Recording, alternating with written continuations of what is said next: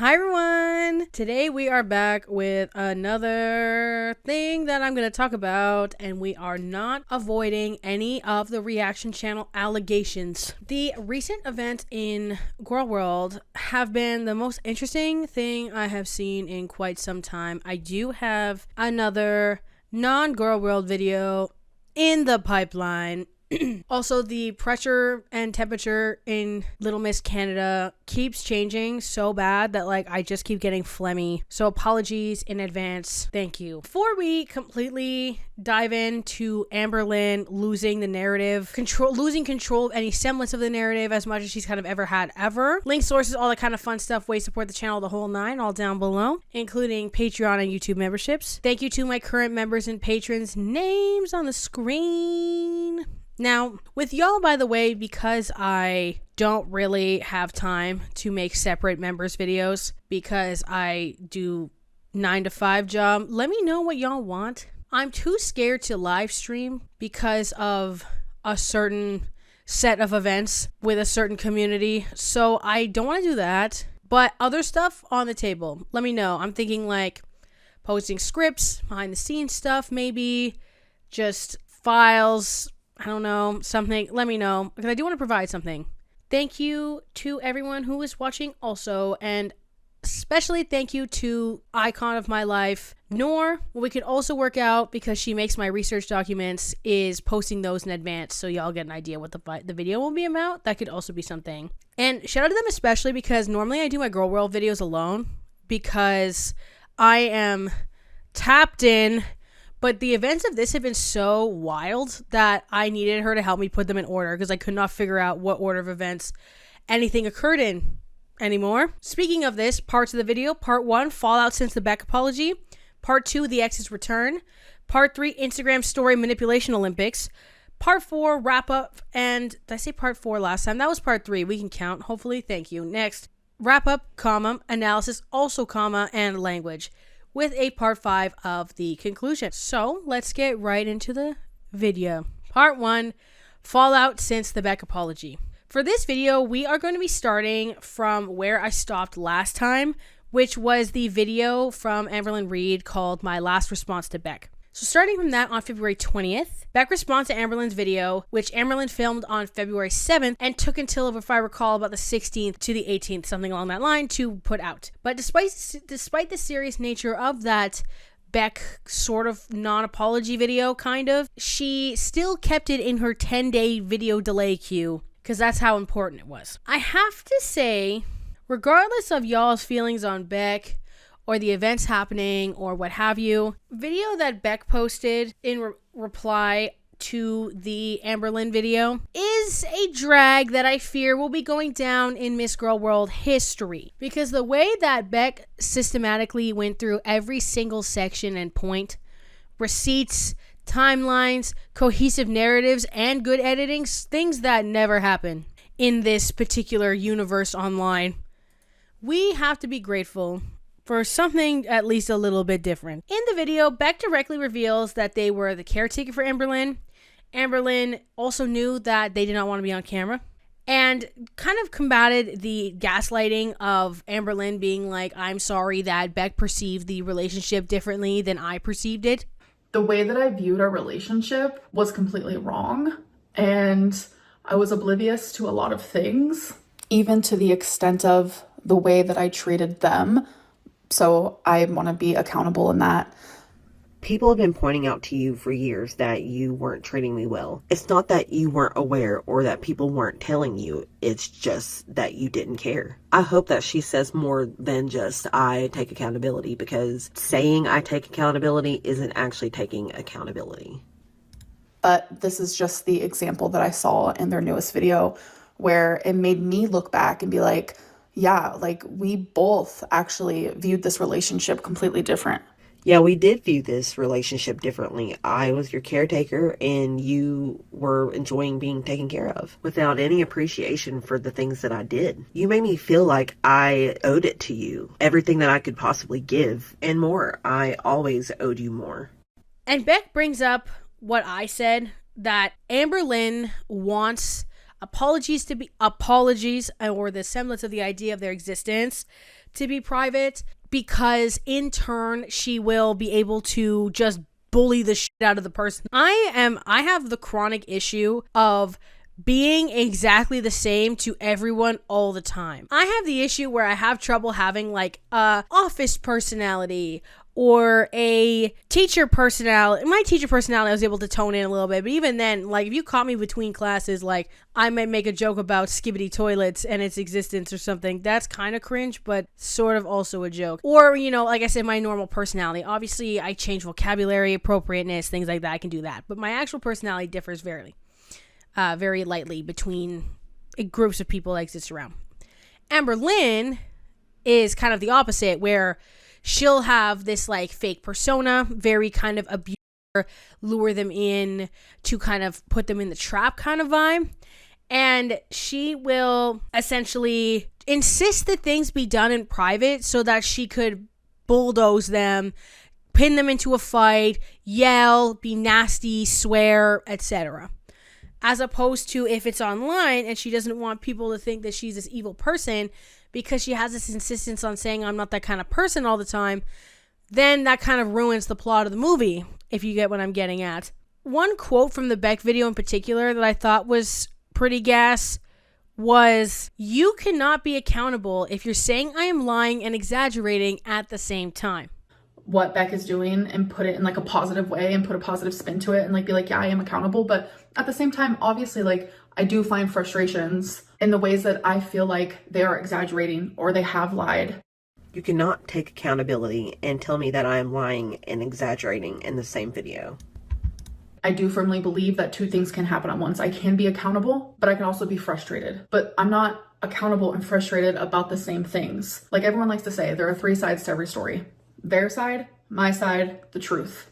I just got so disgusted by that. I just don't know what to even say. And I wish that I could go into these videos individually with such great detail, because I do love myself a drag. But unfortunately, we are a month and 3 days as of recording this into this saga, and we got to keep it pushing. Then the girl we did not know we needed, this is foreshadowing, comes back as Dusty Destiny posts a community tab on February 21st. I'm back, all caps. Did you guys miss me?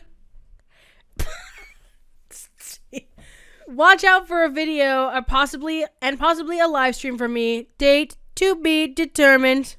Later, girls. Kisses. February 22nd comes a new upload from Queen of My Existence, Amberlynn Reid, where she says she's no longer revealing any information about her love life or relationships on YouTube anymore. Let's talk about why this might be the case. Because it's not a Mika's Rhetoric video without expanding on every single tiny little subsection. And that's also why this video is not called blah blah blah Amberlynn Reid explained. When I do those are like your true kind of drama summary videos. This, we're doing an analysis on sections and points and the kind of way that she composed the narrative. Very classic Mika's Rhetoric style video, because I'm starting to be able to convince myself to be back in the loop. Speaking of which, if you've gotten this far in the video, next video probably will be another Rhetoric of video. You're welcome in advance. I'm just kidding. That sounded narcissistic. I'm looking forward to it. So when we're talking about the not revealing any information, this is because Amberlynn always has to twist a situation for her to be the victim of it. Because the reason why she's doing this is because of flack that she received from other similar situations and the revealing of the skeletons in Emily's closet. When ALR brings girlfriends on camera, viewers are able to pick up on patterns that she tries so hard to hide. And when there is no way to see them, such as the relationship with Jade, everything can become behind the scenes. Despite even that, a lot of skeletons about Jade ended up coming out. Such as, there's no way of describing this because it's dark, but it's also crazy at the same time. But essentially, like, Amberlynn Reid, according to Alexis, Amberlynn Reid and her ex-girlfriend Jade got into a physical altercation where Jade pushed her and then she kind of like fell over and then couldn't get up. That's all I'm doing. Next, in regards to Tommy, the weirdest part just kind of came from the backlash in regards to the preferences, that the word that Tommy/Emily likes to use, preferences. Fetishizing super severely morbidly obese women and wanting to hypothetically, allegedly, Minecraft perhaps give them Domino's brookies until the end of their days. The weird thing with a lot of Amberlynn Reid's frustration is a lot of the initial reaction to the existence of Emily was people actually being concerned for Amberlynn Reid's future and safety, not that people hated her. Amberlynn always wants it to be people hate her so she can just do whatever she wants and disregard criticism as a concept as a whole. Beck comes back later with a second Q&A from reacting to Mr. Snowflake's questions. This video was one of the first to reveal hygiene issues that a lot of people had speculated on since kind of the prime of Amberlynn Reid's YouTube career in 2019. One thing that was revealed was Beck would clean Amberlynn Reid's neck because the choker she wore would leave a residue, which Oh Lordy It's Jordy claimed or coined as choker cheese. Oh, I actually genuinely in real life almost gagged. He's going to hell for that, respectfully. That was... Anyway, and then after this, rumors come out that Destiny has reached out to Beck. So now we're really bringing the girl gang back together. On February 26th, Alexis returns and resurrects the name of Tommy, which 2 days later, Alexis exposed that Tommy has DM'd them. Tommy actually just posts the DMs directly to Instagram, which I will read to you, and they're on screen now. Shout out to Charlie Gold's Twitter account that posted these. Hey, this is Emily. Amberlynn Reid and I aren't together, and I'm trying to separate myself from Girl World. Can you please not talk about me in videos anymore? I have never done anything wrong by you, so I don't know why you're giving me so much hate. I never encouraged Amberlynn to DoorDash, bro, lol. Oh, this was claiming that Emily convinced Alexis to DoorDash. Emily convinced Amberlynn Reid to DoorDash when she was actually trying to be good on a diet for once. Yes, I'm guilty of that for sure. Wait, do I DoorDash? Yes, I'm guilty of that for sure, but I want to move past this chapter in my life. It's been hectic enough for lack of a better word. You have. I literally remember what you got. Chicken. Okay, see, this is why I keep doing this. This is why when I was the deepest in the trenches, I could still talk about this. Because how does someone in full, is the word I'm looking for jest? I don't know. The English teachers that actually teach will let me know. Quick reminder to drink some water, girls. Even though this isn't water, this is Dr. Pepper Zero. Anyways, how do you ingest? Not ingest, ingest. Right.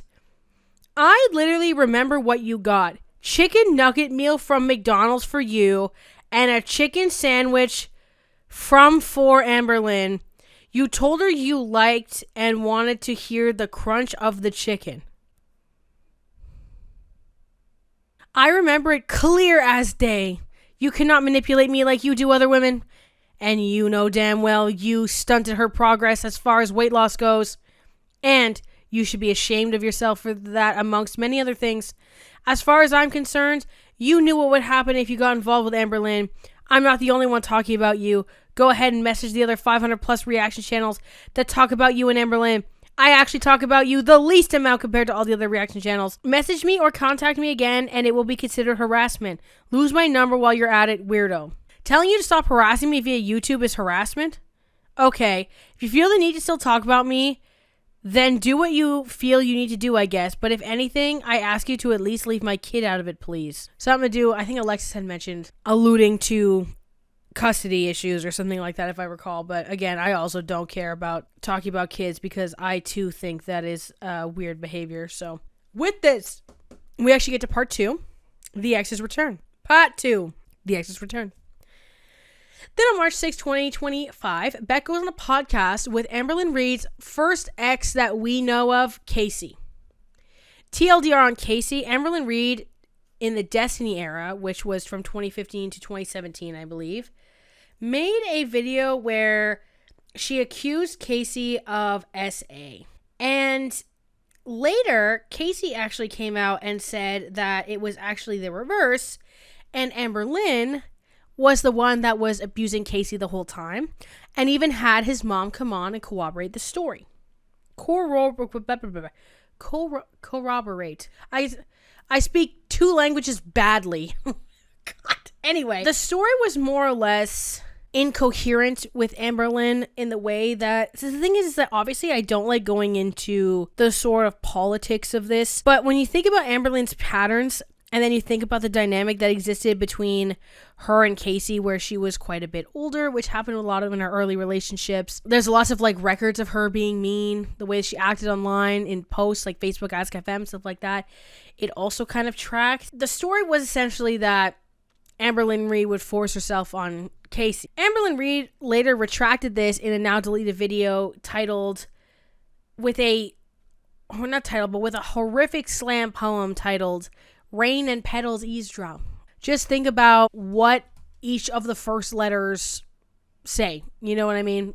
I feel like that's pretty self-explanatory. So I got distracted. Next. Beck and Casey in the podcast episode from a channel called Lukewarm Tea kind of discussed the patterns of behavior that went on in both of their relationships, which were over a decade apart from one another. I don't like to keep bringing up the boys, but like her and Ricky were like oil and water, and they did not get along at all. So like whenever they stayed friends after, I was just like, why though? And then they told me, well, because she's actually changing. And I'm like, no, she's not. And then they finally saw for themselves, which I don't know, that I heard, rumors that they became friends with her again. I'm not sure exactly what happened with all that. But anyway, like she just, like, she absolutely would hate these people. And then like whenever she and her ex splits up, she still tries to stay in these other people's lives that she supposedly hated. Do you ever feel like she tried to stay friends with your guys' friends to keep tabs on you? Like, honestly? Yeah. I don't know. Because like hanging out with them, they could go, hey, how's Beck doing? Are they doing good? Just in casual conversation. Because that's the feeling that I always got anytime like she'd mention like Eric and Ricky. Like Casey, you were more off camera than anybody. But yeah. With Eric and Ricky, anytime she'd mention like talking to Eric and Ricky, I'm like, yeah, you're checking in on Beck. Got it. Understood. Like, moving on, you fucking weirdo. Like, you know what I mean? You know what I mean? Like, it's like, that's weird. Just so you know, weird. You're a weird human. Yeah. Well, it's stalkerish behavior. And I've always said if Amberlynn was a different body size, she very well could be dangerous. Physically dangerous, yeah. I definitely know that she would be, because she always would tell me if I was my actual weight, I would be in California and I wouldn't be talking to any of you guys. And I wouldn't be I would never talk to anybody my size. Were you together at this time? Yeah. And I was like, so basically you would be a piece of garbage. And she's like, yeah. And I'm like, so you'd be shallow. And she's like, yeah. That is a lot to say to the mask was off like, in that moment. That is a lot to say to somebody you're dating. Yeah, it just came down to looks. Like, and I was like, so that's really what she does think about me deep down. I knew that she wasn't into me, but like deep down, I honestly wasn't into her anymore either, because it's like I was her caretaker. So it's like all of those feelings were gone and out the window very quickly. Beck and Casey discussed how Amberlynn Reid was very controlling, aggressive, would kind of weaponize or be very greedy with money depending on the circumstances. This triggered Amberlynn to retract her stance from her last response to Beck video, where she went on a stream titled Breaking My Silence on March 7th. In the sense that in the last response to Beck video, it's literally titled Last Response, right? But Amberlynn been responding.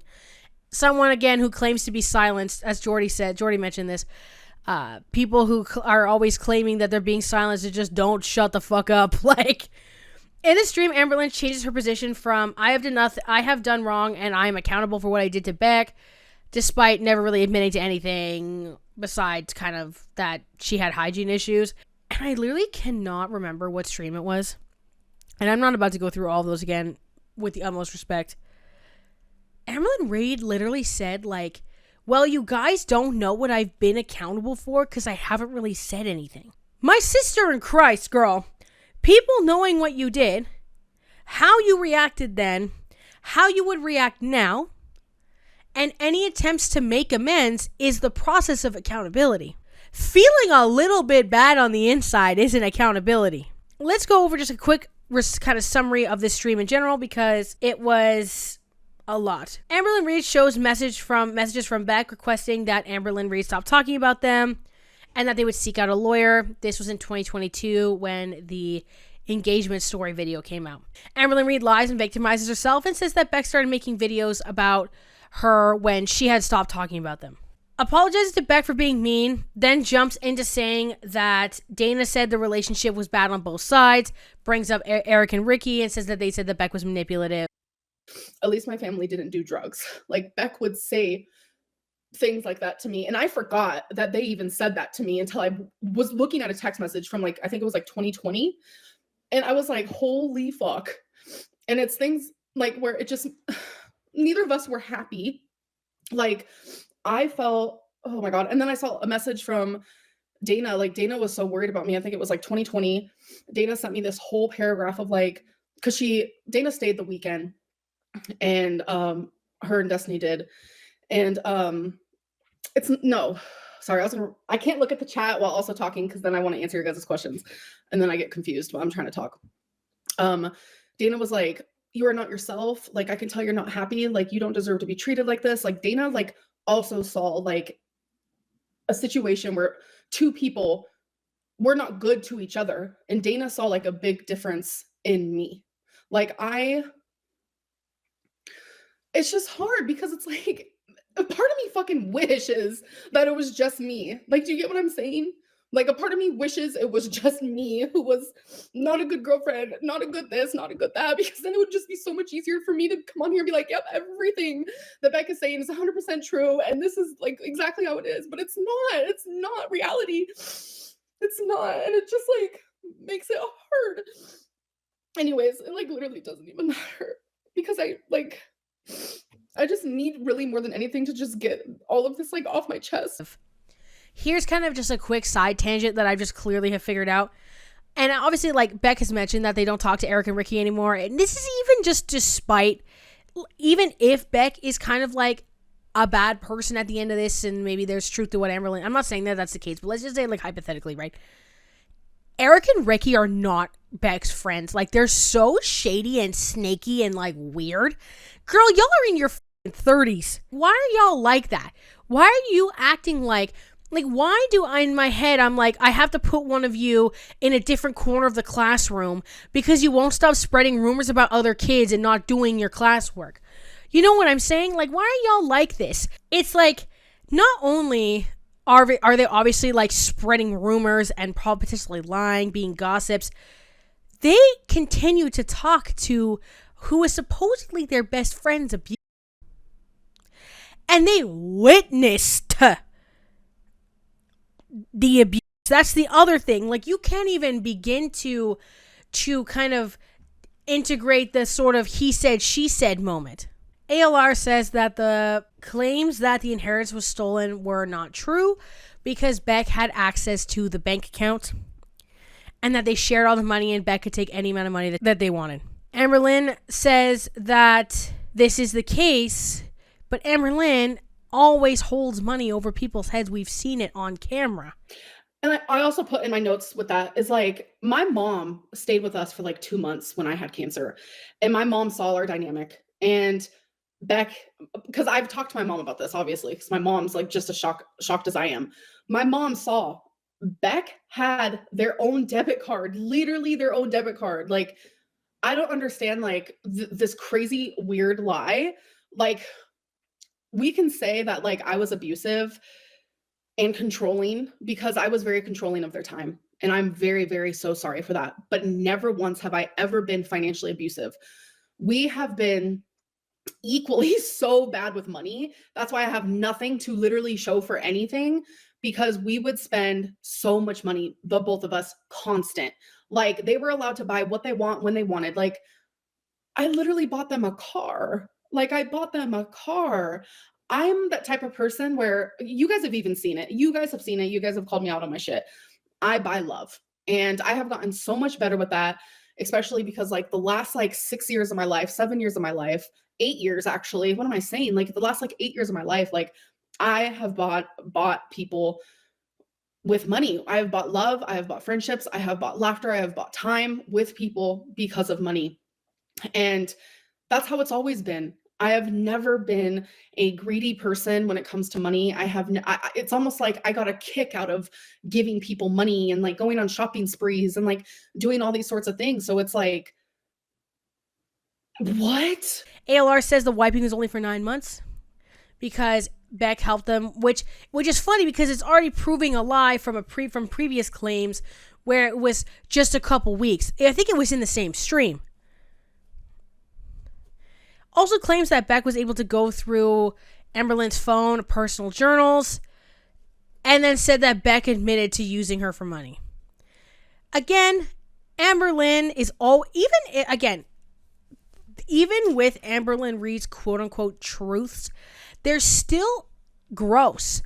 Because it's Amberlynn Reid's admitting to the fact that she incites the phone searching. I've never looked through my man's phone to like find cheating. I've looked for like the notes app to put a Costco list in so he can go to the grocery store. Like nothing. It never even like crossed my mind because a cheater's gonna cheat if a cheater wants to cheat. You know what I'm saying? Beck responded to the stream on March 11th with a video titled RE Blame Reversal 101 live stream. In this video, Beck directly combats specific points, again with each of the claims made in the stream. Notice that Amberlynn Reid functions on anecdotes, taking very small snippets from conversations or rejecting context altogether. But her exes are always able to scroll infinitely through tons of examples and bring forth consistent behaviors. Just keep that pin in there. According to Beck, Amberlynn Reid lied about the following: having access to all the money, claims that Beck called her a This came up when Amberlynn Reid was trying to victimize herself. She's like, Eric and Ricky told me that Beck called me a fat bitch. And I'm not I'm just laughing because like there's a few reasons why I think that's funny. For one, I swear like a sailor in my real life.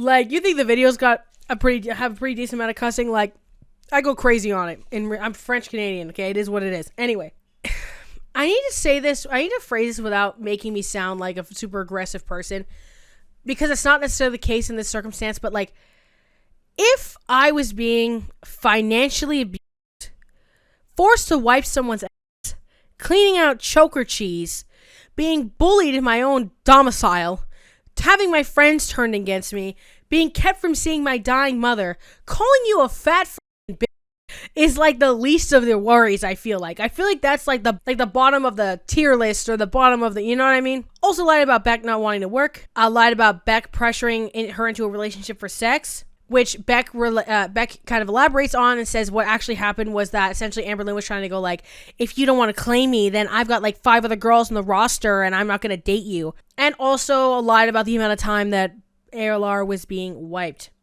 Beck also went into further detail regarding lies and claims, kind of talking about that they've able to kind of unearth things and to accept how things had happened because of the ongoing support.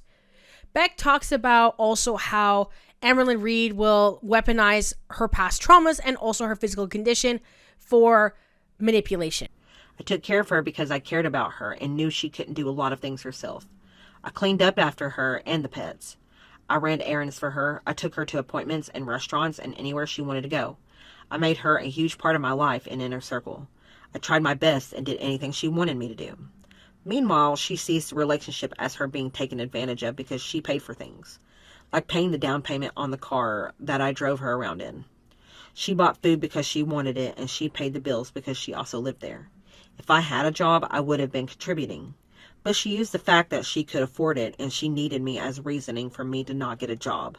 And Amber used her paying for things that I needed to manipulate me into handing over the money for my mom's settlement. She says otherwise, but it was not left in the joint account. All of this to me shows a clear power imbalance in our relationship that just kept growing and growing.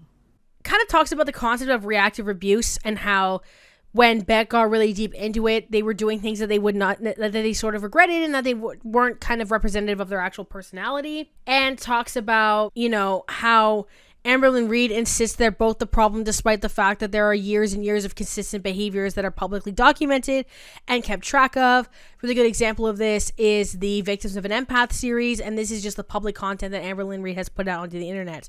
Beck also talks about ALR claiming that Beck had lied about them being friends. Beck says they were sort of kind of, they were lying in the sense that they were kind of just claiming it just to not have any more problems. And Amberlynn Reid doesn't seem to understand the difference between lying or foregoing information to alleviate stress and to alleviate tension or aggression in a situation versus doing so for the benefit to manipulate somebody. And thinks that in any circumstance in which you'd fib about anything, you would, it's all equal, which is a very stupid way to think, especially when you're in your 30s. Beck also discussed the codependence that kind of fostered in the relationship, along with how Amberlynn Reid has literally admitted on different occasions to paying for things and holding it over people's heads, which is how you enact financial abuse, but then refuses all claims on financial abuse. Beck also relays that talks about the side effects of medication and the poor management and how it affected their body. Then comes what unfortunately became the most notable part of the video. Y'all know what it is. So what had happened was Beck talked about the way that Amberlynn Reid would wipe when Beck couldn't wipe them, which became a huge meme. Admit it, everybody who's watching, you've put a cloth in the corner of a counter and try to see if it would hit your butt. I'll put the clip in right now. After Amber's cancer scare and hysterectomy, I was the one who took care of her while she was healing. And yes, I was the one who wiped her. But I wiped her plenty before that. I believe from sometime in 2019 to June 2021 when we broke up. Before I started wiping her, she would use washcloths to wipe. She would set them on the corner of the sink, and then she would turn herself around to wipe herself on it. And then she would throw them away. Our roommates started to notice that their late mother's washcloths were disappearing. And they confronted her about it, and she wanted me to lie to them for her, but I didn't. She ended up buying more washcloths for herself, and instead of throwing them away, she had me wash them in the sink and then put them in the washer. Wiping ended up being the lesser of two evils at the time. Amber also said that I only brought her a bucket a couple of times. And that is true, it only happened a couple of times. But I did help her get spots she couldn't reach. And in between the bucket baths, she just didn't shower. I also didn't only brush her hair once either. It needed to be brushed every few months. I'm only saying all of this now because she does not live in the same reality. I'm hoping maybe this will be enough to finally reach her. She and some others don't realize that you don't wipe someone and groom someone that you don't care for. I didn't do those things for money. I did them to help her be more comfortable, to protect her dignity as much as I could. I lied for her and defended her and kept her alive. Now she shows her respect and gratitude for me by talking badly about me repeatedly. Beck then ended up kind of talking about just like had like a face cam moment and had a touching message about kind of feeling for people who have struggled and hoping that their mom is proud of them now that they've escaped the relationship. Amberlynn responds with a very unhinged 3-hour live stream for members only called Stream Queens number 7. Salty Crab summarized it where Amberlynn Reid said that she was a victim of Beck's manipulation and that in the relationship Beck wore the pants and Amberlynn Reid had no say, and also that Amberlynn Reid was never speaking up for herself. And I love that Amberlynn Reid is saying this as if you could not see on her channel. The apartment was decorated by Amber, and it was clearly all of Amber's aesthetic. All the activities were very much the exact ones that Amberlynn Reid liked to do. They were eating in the places that Amberlynn liked to eat at. They were shopping at the places that Amberlynn Reid liked to shop at. Moved to an apartment in Lexington that Amberlynn Reid picked out, that Amberlynn Reid wanted, and in the area that she wanted to live in. Amberlynn Reid claimed that everyone was asking her for money from Beck's family, but that they didn't like her. Which again, Amberlynn is actively leveraging money for treatment, but then refuses the concept that she could have been financially abusive. And then she actually says verbatim, Beck did not mention one bad thing that I did. There's not one example. Made me play choosy for hours, even days. Made me pick lint off of her back for 45 minutes and would just pause the timer when my arms and my hands were hurting. Kept me from seeing my dying mother, turned my friends against me, forced me to become their full-time caretaker as I didn't have a job and then would absolutely lose her mind when I wanted to work. Just talked, which was just said the nastiest, like mean comments. Kept all their decorations in one room so they wouldn't be able to kind of spread around the apartment like some sort of infectious disease. Need I go on? Amberlynn Reid also claimed that in the stream that Mr. Snowflake harasses her, and that he's horrible because he questions a story about SA that Amberlynn Reid has changed countless times. I'm not commenting on the concept of the validity on that. I don't really care. March 14th, Amberlynn Reid DMs Zachary, Michael, and Salty Crab posted on her Instagram stories. Alexis also makes a video warning Amberlynn Reid that if she keeps doing false copyright strikes, people will take her to court or something. Because she also copyright striked Salty Crab for a members-only reaction video. March 15th, Tommy posts a tribute to her late fiancée, Colleen, which Amberlynn Reid thought was about her. And Emily had to edit it and add Colleen's name in the bottom paragraph. And actually said in a comment that ALR was blowing up her phone with fake numbers. Let's read. Let's read! Okay, so I'm going to actually explain a joke to anybody who hasn't been around. I talked about this in the breakup video, but somebody found a FetLife account that Tommy had, and it was called Les Eat, so like lesbians and eating. And now Jordy says it for anything, like as opposed to like let's, right? So now I'm kind of like, I kind of want to, oh my God, the person who made this Reddit post I'm reading the comments from is literally called Jordy's mom's basement. But anyway, let's read. It's a screenshot of Amberlynn Reid's Instagram Q&A, and it says, "Do you miss Tommy?" And it says, "I do." And then Emily wrote in the caption, "When you're desperate to feel anything other than heartbreak, you learn to blur the edges of red flags. You find yourself clinging to the warmth someone offers." I think I remember that the picture was just clouds. And someone put this over top. That's why I'm like, this doesn't look right. The caption is correct, though, so it doesn't matter. When you're desperate to feel anything other than heartbreak, you learn to blur the edges of red flags. You find yourself clinging to the warmth someone offers, even if shadows linger behind it. Sometimes the warmth you cling to is just the glow of the gaslight. By the time you realize it, you're already burned. The grief has a way of making comfort feel like salvation, and in the quiet aches of loss, you only want to see the light, even if it flickers. The post that Emily had posted about Colleen, I'll actually read as well. I know this is a bit out of order, as in one post, the last post was before, but nonetheless.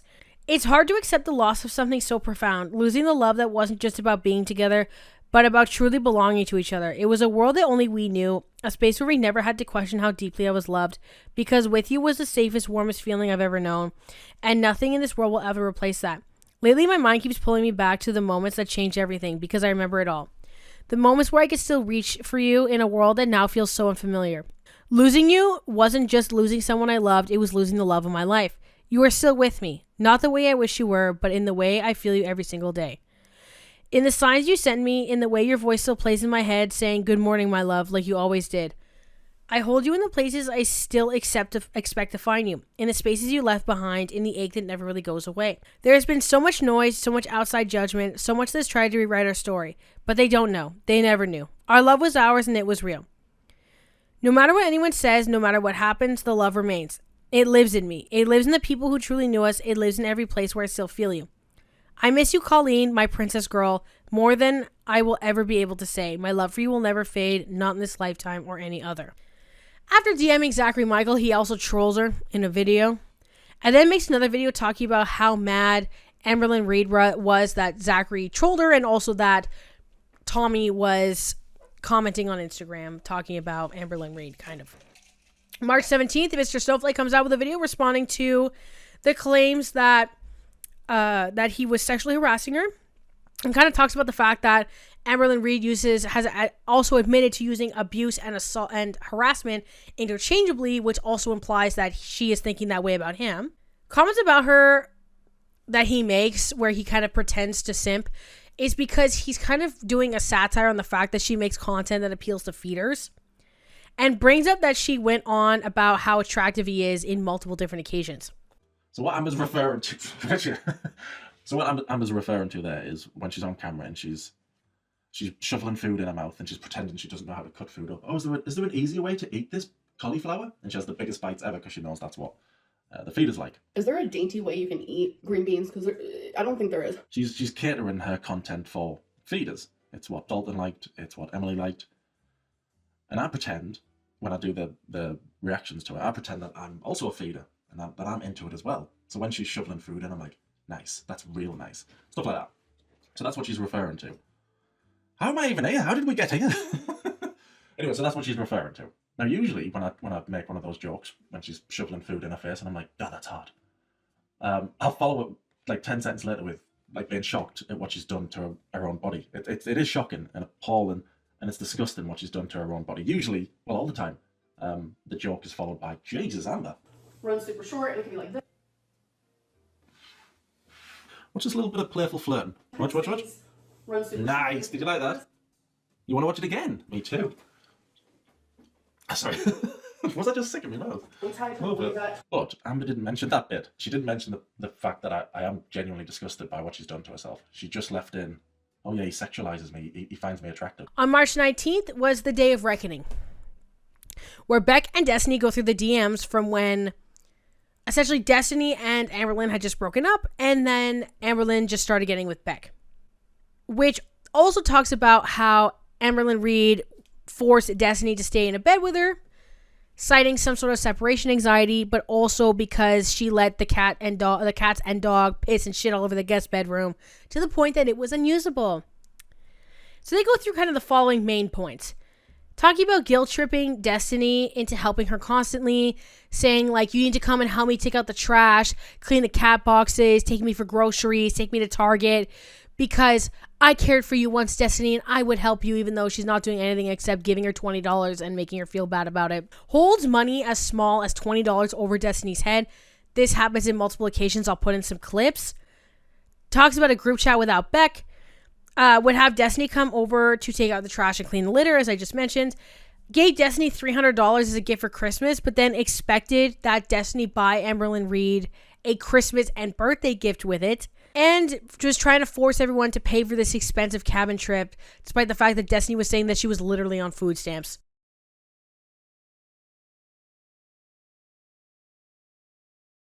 Like a lot of the videos she posted of me where it's like very controversial for me, I didn't know she was going to leave that stuff in there. Or, you know, like I just didn't know. Right. That it was even going to be like posted on the internet. Like there was no forewarning that like, hey, I'm recording you. It's going to go live, basically. Right, and that was just a big invasion of your privacy anyway. Let's see. Me and Beck are bad. Ugh. On Sundays to do those things with her, like it would just be trashed. Like all the takeout stuff would be everywhere. You know, she wasn't walking Twinkie, so Twinkie's stuff was everywhere. The cats, everything would need to be done for the cats. She was just letting it go to crap. Unless she thought you were coming over or what have you. Like, I mean, Dana saw all that. She wasn't afraid to show Dana all that. Yeah, I had no idea. She wasn't embarrassed. I literally had no idea until I saw how the guest room got, how she let it get. Yes. And that's when I was like, oh my God. And that was part of the reason I wanted to stay with Dana all the time, is because I didn't want to sleep in the bed with her anymore. But it was like I didn't have a choice, because if I slept in the guest room, it would be disgusting. If Beck's family member has her baby this week, we aren't hanging out this weekend. I'm just hoping she doesn't have her baby yet. I'm seriously so effing sad. That is so awful that she was not wanting my great nephew to be born. Literally, because it was, right? Yeah. How long ago that was? Yeah, that was 2017. He's like about to be 8. Oh my gosh. Yeah, it's like freaking crazy. That's so offensive though. Like, why would you like I don't know how far along she was, but why would you want her to take longer to have a baby? Like, that's miserable. I know. He was already overdue anyway. I don't care, Amberlynn. Holy, quit caring about yourself for 1 minute. I don't feel good today. I'll do it next time you are home. I never care about myself. That's the problem. Yeah, okay. Nothing with you is easy, by the way. You've always got to be complicated. I'm tired of dealing with you. I'm sorry. No, like, for real. That's so true, though. Not trying to be complicated. If I could do it by myself, I would have already had done it. I only ask for help when I truly need it now. Other than that, I try not to bother you. Yet I gave you $20 for your birthday. I'm not that bad, Destiny. Yet I gave you $20 for your birthday. See, she held it over your head. $20? Just leave me alone. When it doesn't go your way, you act like a 3-year-old about it. I'm sorry that I'm not bathing you in money. I was going to give you more money for taking me to Verizon, and on top of that, give you my phone. I was just going to, what about that? I can't do that right now, Amberlynn. I can't. And I must have forgot to tell you, my bad. It's just annoying that I give you $300 for Christmas. I gave both of you money for your birthdays, etc., and you get me nothing. You didn't even tell me happy birthday. It's shitty. Almost like one-sided friendship. Dana shouldn't be here. The surprise. Then when I go to tell you how I feel, you get mad at me. Becky and I were simply just saying, we want to go to a cabin with y'all. We are giving you 4 months in advance to save up. And you acted as if that was impossible. Possible when I see you spending money all the time. March 19th, Amberlynn Reid goes live for the public and is drinking White Claws. Called salty crap a bit the rest of them, as reasoning for coming for the channel. People complained that Amberlynn Reid looked... So this also, for context for this stream, the internet was out or something. So Amberlynn Reid started by going live on her laptop and then it failed. And then she tried going on her phone and she went live like 4 times. People complained that Amberlynn Reid looks different on the phone because there were clearly filters on the laptop that weren't on the phone. Admits that the post about Emily's late ex, Colleen, she thought it was about her. Loki says that Alexis fatfished her, which is crazy coming from Amberlynn Reid. Claims that she was texting a lawyer, kind of facetiously anyway. Refuses to admit when her and Tommy broke up, which is just that she lied about it. But she's honest, you guys. Stayed with Beck because she was afraid to be alone. Talks about doing that. Starts raging at the chat and literally defends blaming everything on BBD. Amberlynn Reid in the stream from March 20th says that... So somebody was explaining to her... This is one of the most like heinous lines because this girl's just so stupid, bro. Like, someone's explaining to Amberlynn Reid via the chat, right, that the reason why people believe ex-girlfriends over Amberlynn Reid is that these exes don't have 7, 8, 9 people coming out about them, talking about how horrible they were, right? But for some reason, every single ex that Amberlynn Reid has had has either been seen as being, if not abused, ridiculed on camera, if not seen on camera, stories coming out from other people in regards to that relationship, or just straight up being abused on camera. So what they say is that Amberlynn Reid, the issue is that you're the common denominator, and she clearly doesn't understand what that means, but also has her head so far in her rear end that she's just like being smug as shit, and says that we're all the common denominator in our own lives. So people saying that are stupid. Let me say this again. As someone who has BPD, you use it as an excuse. Okay, that's fine. Yeah, I do use it as an excuse sometimes. Give me just one night with you. Oh my God, stop. Have you ever realized that common denominator is you? I hate the saying the common denominator thing. Thank you for the super chat, by the way, because we're all the common denominator. So, that's just the way that I view it. But thank you for the super chat. Yelled at a commenter that claimed that Beck getting mad at her was reactive abuse, and the concept of reactive abuse as a whole, that sometimes people get fed up with being abused all the time. Salty Crab also reads out her DM from Amberlynn that I'll put that clip in right now. That was also in the stream. Like, Amberlynn Reid read it as well. This is going to be the first of what's from this point of the video forward going to be quite a few little kind of voiceover intermissions. Now, I screwed up the timeline here, and I don't want the Amberlynn Reid Reddit to clock the tea of me messing up the lore again, so I'm going to remember. I'm going to lock in. This DM reading and the conversation that Amberlynn had around it was from the member stream on the 19th. That's why I mixed up the dates at the beginning. I got the order of the member stream and the public stream backwards. Sue me, I'm sorry. I'm so sorry. March 19th, this particular event happened. This is the reading of the message with Salty Crab. And the rest of what I just talked about was March 20th.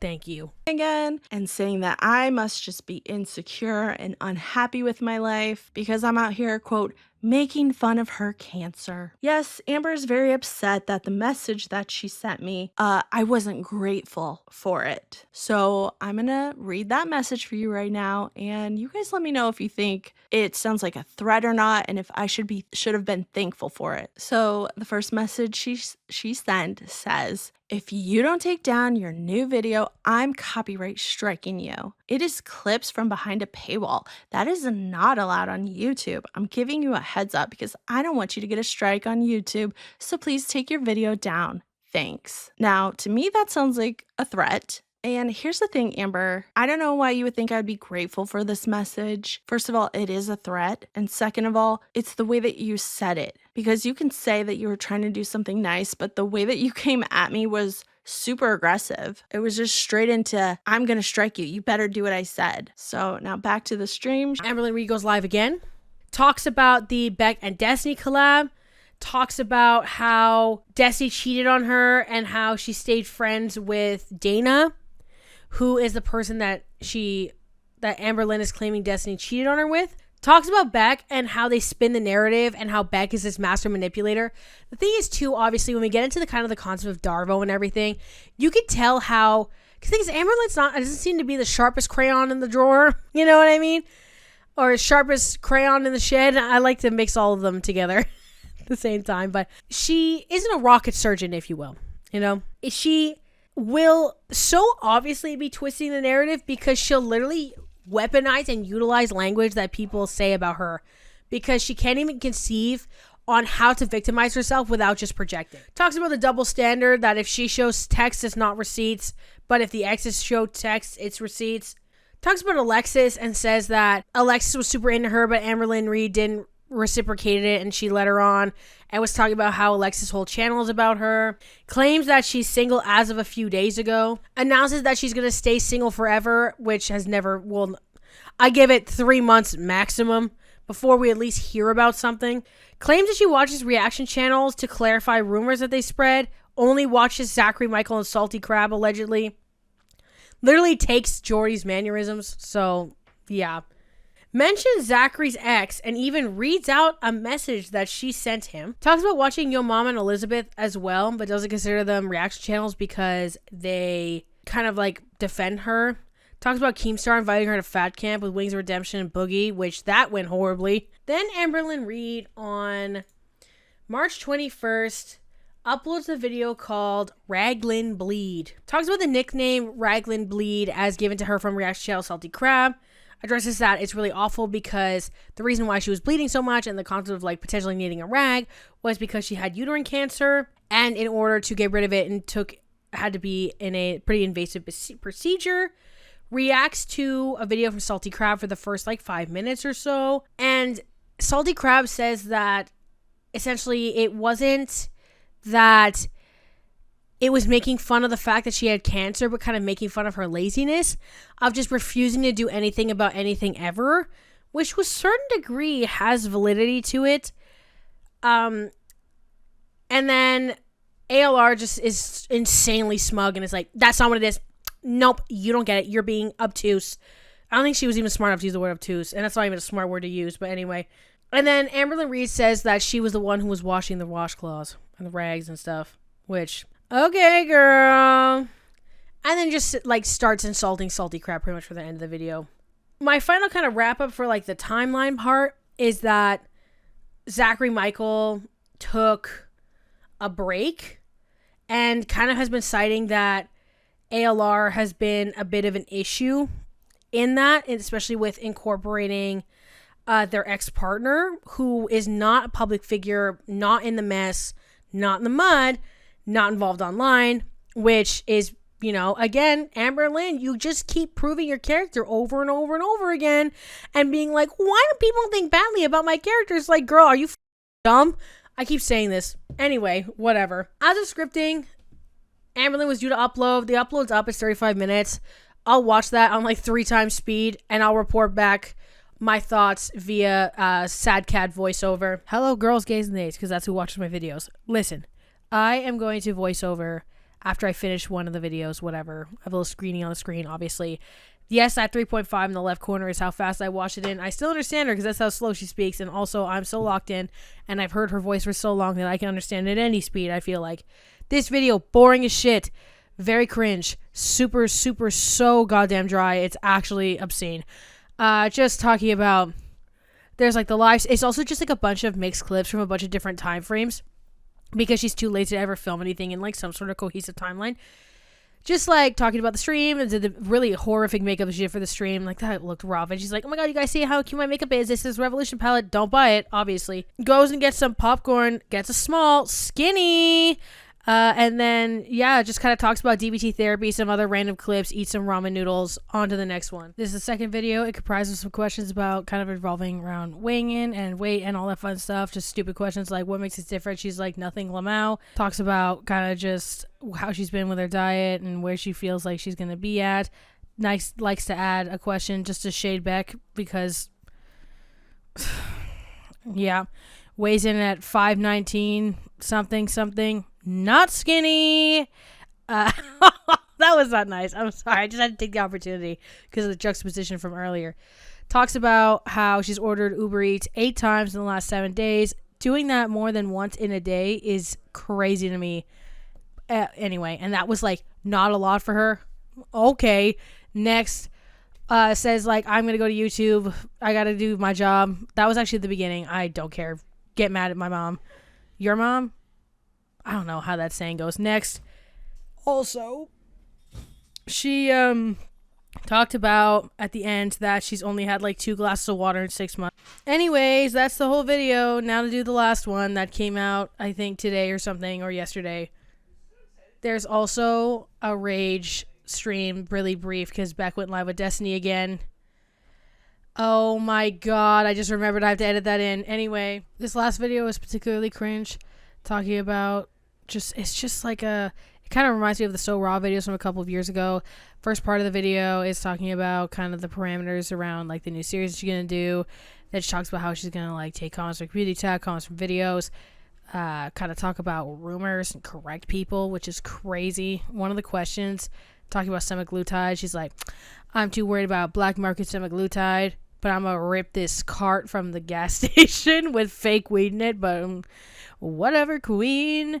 Next, also, oh my god. Now, here's the tea. I'm obsessed with the amount of things that she says people lie about when she inadvertently, like, says or does the exact same thing. A projection, blah, blah, blah.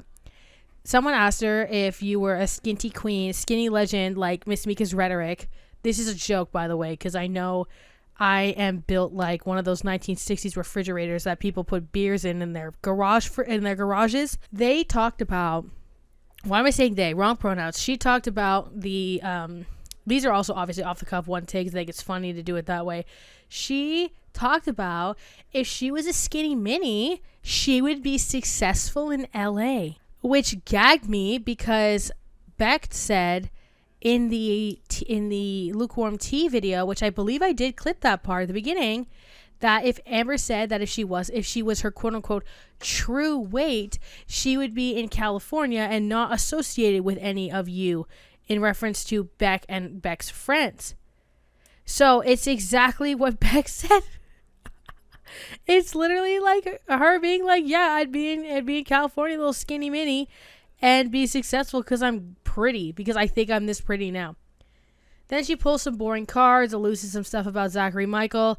I'm going to let an actual reaction channel go over this. So, because I'm in my head, I'm like, I feel like I would let the people go. There's also a question about flicking the bean. Hated that. Anyway, that is the video. Have fun. Now we're going to go over just a brief update about Amberlynn telling Jordy that she's going to sue him and win. I'm going to play that clip actually and just kind of let it speak for itself. So somebody reminds her that it's not a copyright infringement if it's transformative. And Amberlynn's response to it, big wall of text here. All right, let's go through it. If I showed a judge Jordy's or the ankles content, for example, I'd win. Do it, Amber, do it. I'm ready for you. Do it. No, like actually do it. There's a ton of gray area. All cases are different. But in her case, it's different to the point that she would win. It's different to the point that when she would show a judge what was going on YouTube, she would win in a court of law. She can't get us on a terms of service violation on YouTube, but she would win in a court of law. Okay, yeah. It's not just about whether or not it's transformative. Their constant need for making fun of my weight. This is where you lose me. This is something that I specifically dealt with when Alicia tried to come after me. That lawyer tried to say that it wasn't okay for me to use the content because of the manner in which I was saying the things I was saying. So, for example, if Alicia put like a 72 pack of bottled water into her cart, and I said, damn, didn't you just buy one of those last week? What is wrong with you? You're wasting so much plastic. They take that as, oh, well, you're making fun of her and you're not allowed to do that. The whole thing about like hurting your feelings or saying things that you don't like, that has nothing to do with the law. The law does not care about your feelings. Oh, he hurt my feelings. Oh, he called me fat. Oh, he called me a bitch. Oh, like, that doesn't have anything to do with whether or not I violated copyright law. So that was one part. Then we need to do another section where I'm going to super clip Beck and Destiny's live from last night as of recording this. And then I'm going to also do another quick voiceover after I go over Amberlynn's really briefly deleted rage. And I understand that the end of this is serving rushed. I've been editing this for like 12 hours every day after work, and I'm just too exhausted, genuinely, and I'm so sorry. And I promise, like, I just can't. So that is all. Thank you. How often did she use her mentals or her childhood trauma to get what she wanted? Thank you so much. She really, really loved to use her anxiety to get out of things. Yeah, and then blame it on the childhood trauma and mentals. Yeah, but like, especially like if it was if we were going somewhere and we stopped at a gas station or something, she'd be like, I can't go in because I'm having anxiety. I need you to go in. God, yes, every time. Yeah, every time. She just didn't want to get out. Just Jamie, what are your thoughts on ALR calling you manipulative and using her? It really feels like copium and projection. Glad you are doing well, Beck. I really don't have any thoughts on anything that she has to say because it doesn't.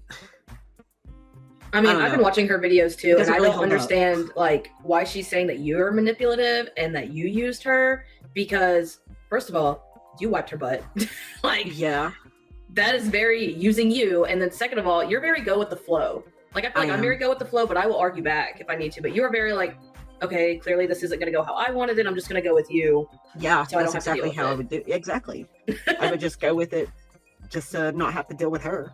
And I mean, so how were you manipulative? Like, right. And I mean, I don't sense. know. I feel like if I were, and I had been, don't you think that I would have said something years ago instead of saying it now after I'd told her over and over, you know, don't talk about me, I won't talk about you. And she wouldn't stop. I did reach out to Libby. She didn't have a whole lot to say. She said she doesn't remember feeling uncomfortable when she was hanging out with like Amberlynn and me and Nick or anybody. She did go back and try to watch some of like the compilations because I think Amberlynn took those videos down. And she said she can definitely like see how people would think that she was like uncomfortable or should have been uncomfortable. But she said she doesn't think she was, but she said that was like so long ago. She doesn't really remember a whole lot of it, you know, besides like big parts. And then she also said she really doesn't want to be a part of Girl World. So she said to just say that and then just leave her be. French fried girl, thank you. Please tell us about the legs. How often do they leak? Does the leaking smell? What do they look like? A lot of leaking talk tonight. Yeah, really y'all. Why do you want to know? Like, that's gross. You guys, I don't know. Has she said anything about her legs leaking? Because I don't know. I don't know either. Oh, Lordy, it's Jordy. Did Amber have a secret crush on me? Dude, I wouldn't doubt it. I would not doubt it one bit. Even though she doesn't like men. And she had a crush on Eric. She was very open about that. You didn't know that? I didn't know that. Oh, That's yeah. so weird. Oh, yeah. She was really open about it. So, I mean, she weird. really could have with Jordy. I don't know. It could have been. God, I don't know. How does that make you feel? Like, no, that's completely weird. I don't know. I don't care. Is it weird that I just don't care on anymore? you at this point? Like, what the heck? I don't know. I don't know if she ever really truly had a crush on me, honestly. Part 3, Instagram Q&A. We need to go back in the timeline a bit for this. I need to read these. I'm going to only read the interesting ones I have thoughts on. So you're going to see kind of a bit of jumps because there's probably going to be long pauses in between. What do you think of Beck saying they're collabing with Destiny? I'm so sorry, girl. So we're jumping back in the timeline a bit because a lot of these were started about 2 weeks ago, but then there's ones that are kind of closer to now. Literally don't care. They're so money hungry. Can't get views unless they talk about me. Sad, really. The peak of Amberlynn Reid's views were when they were in the videos. And they didn't see any returns on that. Besides manipulation with the money that existed in that relationship. Let's go Crash Out Lynn. Yay, we love mental health shaming over here.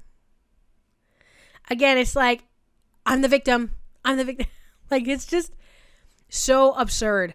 Girl, no, the crash out is because you just won't stop responding or doing anything. I'm literally going to put on screen her recent thumbnails. Like, just the last 4/8/12, right? So you got crying in the bathroom, NyQuil, Hand on head, looks like she's crying. A picture from like a really old video where she's eating an absolutely audacious amount of the best food at the Cantonese restaurant, Singapore style noodles. She ate on that one. No pun intended, I guess. Feeder fodder in Minecraft, I guess. Taking a COVID test. Big old undies. Feeder fodder again, allegedly in Minecraft. A video where just that looks sullen. Body shot, which she's admitted to trying to use for clickbait before. An actually somewhat normal thumbnail. Salty crab DM thumbnail. And then I need to put myself... So, obviously you see them on screen as well. Crashing out, spiraling? No, a human is having a human reaction to thousands of attacks online. What does Mama Lynn think of everything that has happened to you over the past few weeks? She's sad and trying to get me out of the house to focus on things that make me happy. Mama Lynn Reid really said, touch grass. Dude, please stop recording your crash outs. I mean this in an empathetic way. No, you don't. So Amberlynn, I said, you can see that there's like a rejection of the concept of her not victimizing herself in just every situation. It's very interesting. How do you stay resilient while so many tumultuous things are happening all at once? Just going through the motions, I guess. Do you think Alexis wants revenge, or does she just wants clout? Both, but mostly revenge. I don't want clout out of those two options. I like to complain, and I like to pay my student loans. That's how it is. Joking about someone's cancer symptoms is vile. I'm so sorry. Stay strong. And I love how Zachary Michael completely glossed over that in his new video by saying Salty Crab did what she could. He's so lame. Apparently not going back to mukbangs. Do people not realize how f***ed it is to make fun of BPD meltdowns? They don't care if I did it. I'd be the devil.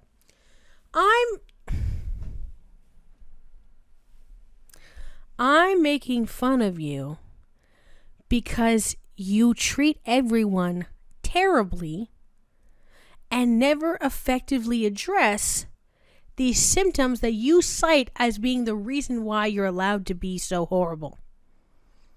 Got it? Period. Have you tried to reach out to Salty Crab over the Raglin situation? Yes, but she's just as ableist as the rest of them. Shows how insecure she is. Can't even show her face. Cam up. Cam up. Oh my god, that's so Chantel pilled. That's all I can say about that. That's so funny. Cam up. Cam up so that you can be doxxed. Like, that's really...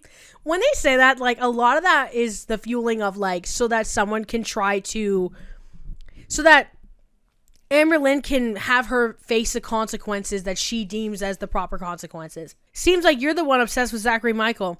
Honey, do I have a YouTube channel that is strictly about him? I think not. He doesn't have one strictly about you either, girl boss. If you don't like Zachary Michael, why on earth would you DM him? If Zachary Michael doesn't like me, why on earth would he base his whole income off me? That's the question we should all be asking.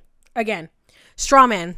Like, and I hate bringing up like basic logical fallacies because it's like cringe and kind of annoying, but like that's what this is. Like, there's just no other way around it. I just want to say I think it's great that you're sharing your BPD journey. You're very brave for that. Thank you. I appreciate that truly. Okay, whatever.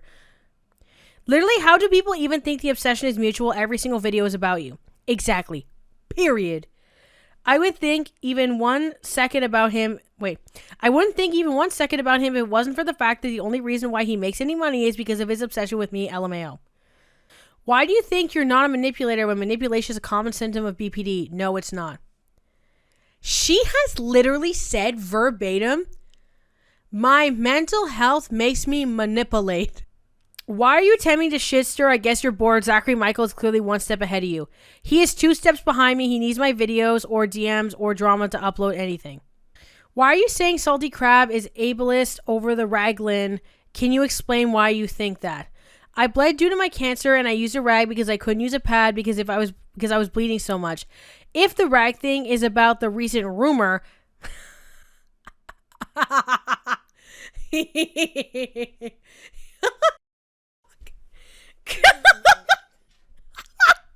Like, y'all, I can't get over this shit, no pun intended.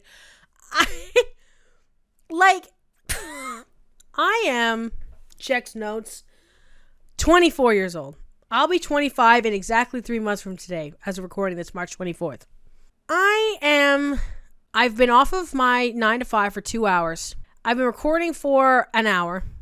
And I'm talking about a 500-pound woman who lives in Oklahoma City, Oklahoma, United States of America, putting rumor in all caps about her putting damp washcloths on the corner of a sink to twerk on it because her arms can't wipe. Because I acquired student loans to get my silly pieces of paper that present themselves in the back of the video framed by Minecraft diamonds. Let's continue. If the rag thing is about the recent rumor, that's also ableist as no matter which way you slice or dice it, you're making fun of someone's health/body/mobility issues. Again, with Amberlynn and the weight thing, like, the weight thing doesn't, like, bother me, really. And she's always going to deny that because I mentioned the 500 pounds thing.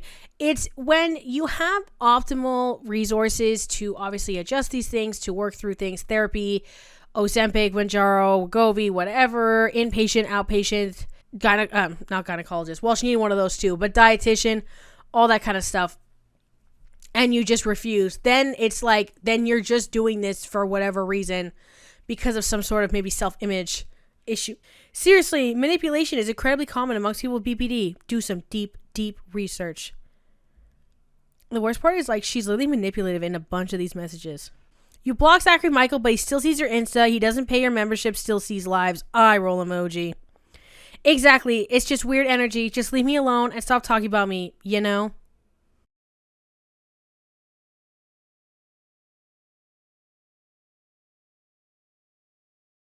So that's the end of the Q&A section, which moves us to part 4, the analysis of language. So when we get into this, I understand that so much of this video has been tee-hee, ha-ha, but we do need to actually discuss some of the behaviors that have become a lot more prevalent, especially with Amberlynn live streaming so often, which makes the mask slip way more than the pre-recorded content that ALR alleges that she highly edits. Here are the behaviors that I found have come up most as of late. Flipping the script on events that have happened to her victims, abusing subcontexts or holes as a means of devaluing a story, parentheses, that's a strawman fallacy, playing dumb, withholding information to remove responsibility, emotional and financial manipulation, demonstrating the exact behavior she accused others of in accusing them, parentheses, projection. Now, also, there are lots of conversations around DARVO in terms of ALR. For those of you who do not know, DARVO is an acronym for Deny, Attack, Reverse, Victim, and Offender. This is a response by perpetrators who, and I quote literally from the definition, may display in response to being held accountable for their own behavior. And because Amberlynn Reid's new buzzword is accountable, I thought that was quite ironic because in her quote-unquote taking accountability, she's just doing the DARVO tactic over and over and over again. I'm going to put in Beck's clip describing this along with kind of like their thoughts on everything and how it was used on them. With as well, I'm going to break down, in my opinion, very concrete examples that have been demonstrated as of late with the DARVO tactic. So I'm not even necessarily going in too far in the past, just things that have been unearthed recently with this kind of specific situation. And obviously, I will put the Beck clip in right now. It has been difficult to understand and tell my truth because this has all been so messy and emotional from the beginning with Amber. Secondly, I want you to keep in mind 2 things that I've learned about while trying to make sense of what I went through. DARVO is a manipulation tactic often used by narcissists and abusers when confronted about their behaviors and actions. Deny stands for downplaying or minimizing severity of actions, deny it happened, reject responsibility for it, or refuse to acknowledge it. Attack means attacking credibility, character, or motivations and exaggerating or lying, counter accusations to divert attention from them. Reverse victim and offender, twisting the narrative to make them the real victim of abuse, casting blame onto someone else to regain control, and manipulating emotions to get sympathy or pity. So for my section, I have deny. Amberlynn Reid in her response to Beck, my last response to Beck video, ALR literally admits to not perceiving the relationship in the same way that Beck did. She also alludes to the idea that they both lived 2 very different realities in the relationship, stating that she's not remembering things the same way as Beck, which is a gaslighting behavior. ALR goes as far to say that she did not even notice that Beck did not want to do things with her record videos, drive, etc., which is just Amberlynn Reid describing that she was oblivious to the ability to understand these things. I talked about this in my last video as well, in the reacting to the response to Beck thing, that this is clearly Amberlynn Reid. This questions my ability for her to understand consent in a lot of different circumstances. And consent extends far beyond just like sexual interactions. And someone who refuses to acknowledge or understand consent is going to be someone that would have at least abusive tendencies, if not just be an abuser in general. Attack. Amberlynn Reid went on Instagram story saying that Beck is attacking her in videos, and also talking about the kind of mentioning of hygiene, and that these videos came out after Beck, this was mentioned in a stream, after Beck demanded that she stop talking about them. Reverse. ALR focuses particularly on the financial aspect in this regard. At first attempted to kind of bow at people being upset at her for holding financials over Beck not having a job, etc., by saying that, you know, yeah, I would get aggressive with Beck if I did not get my way. And then, in turn, Amberlynn has started kind of saying that Destiny and Beck are money hungry, and that using Amberlynn Reid for money. Victim. Beck has spoken in detail about how Amberlynn isolated them using pity, conditions, mobility, finances, and manipulation.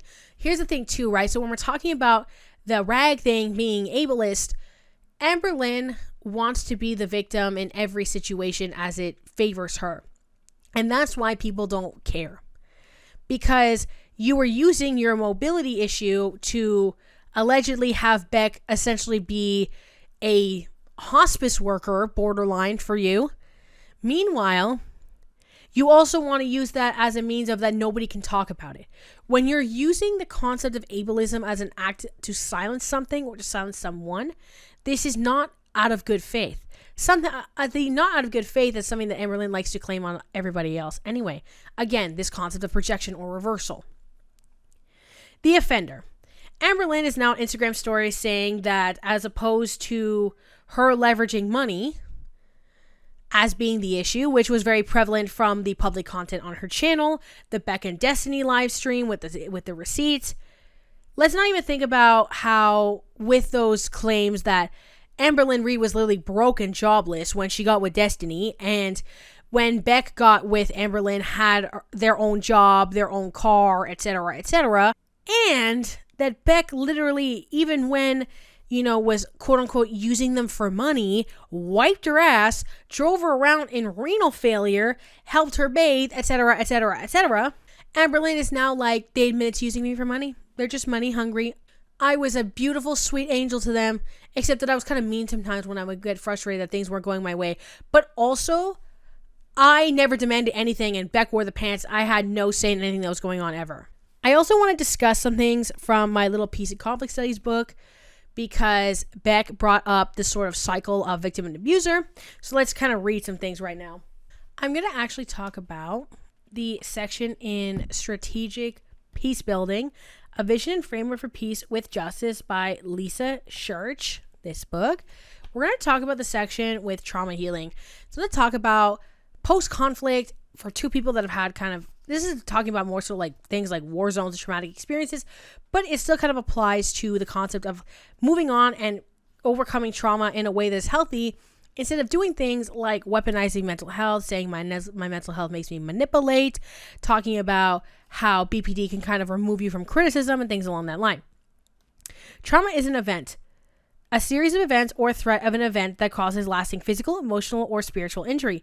Trauma can result, for example, from structural violence, crime, abuse, or acts of war. Some traumas stay with people for years or even centuries. Chosen traumas are past traumas kept alive from generation to generation, sometimes over centuries, and were used as a rallying cry to spark new ways of revenge and violence.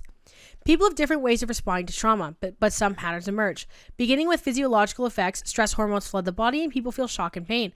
Then people move to asking questions such as, why me? And often feel shame and humiliation about their victimization.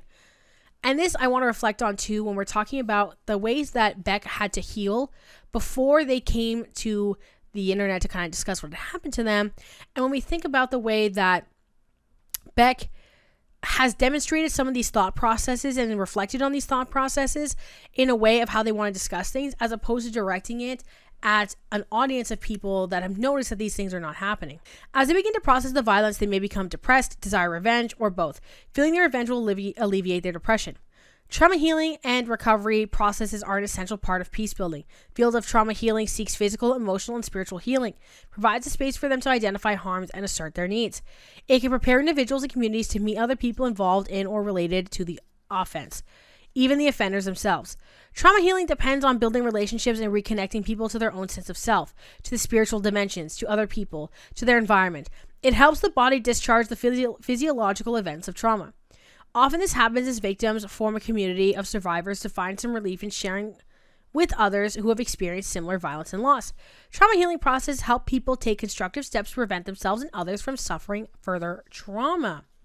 Trauma healing uses a number of principles.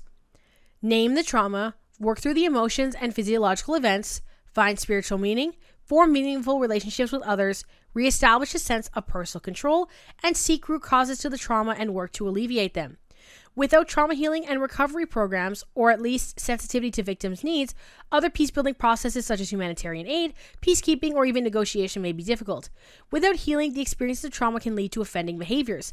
There is no accident that so many victimizers have themselves been, or perceive themselves to still be, victims. Trauma healing programs may help victims identify themselves as survivors and capable of being active in peace building in certain situations. So a lot of the things, if we're talking about the ways to heal trauma, right, that little list that I had sort of just rattled off, I think something that Beck has really done is naming the trauma, work through the emotions and physiological effects. They've lost a bunch of weight, they got into a better relationship, they got a new group of friends, they cut off a lot of these toxic connections. Spiritual meaning, I don't know what that's like for them. Form meaningful relationships with others, they have a new love life, they have new friends.